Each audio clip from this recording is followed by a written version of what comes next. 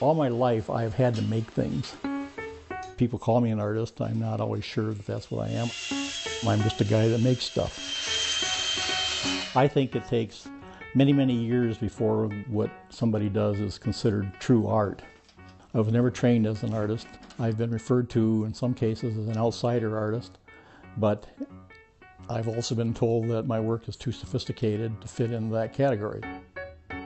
Basically, I'm an abstract artist without rules.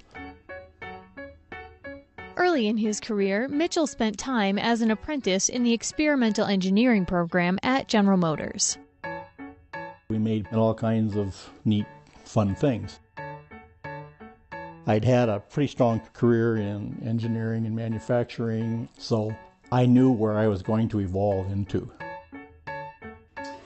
I treat aluminum just like a piece of wood.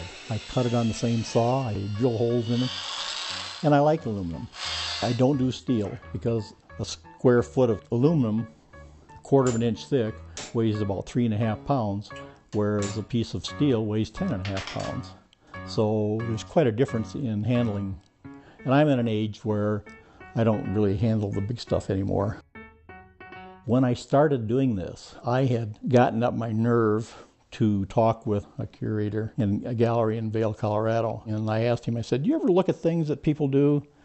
And he said, "Yes, let me see what you've got, bring it over." So I hesitated another month or two, and finally I took over 3 pieces. And when I walked in the door, he said, "I want to represent you." And it was that quick. I knew at that moment that art was going to be a big part of my life from then on. I don't sketch very often, and the reason being, I already know what it's going to look like. Why do I need a sketch? My sense of proportion has developed over the years to where I know sizes without having to figure it out in advance. Every piece that I make, I consider it as something that could be larger. Size has no restriction on my thinking. Color takes a little bit longer, and sometimes I will make a piece and I will study it for 2 or 3 weeks before I start adding color. I prefer primary colors.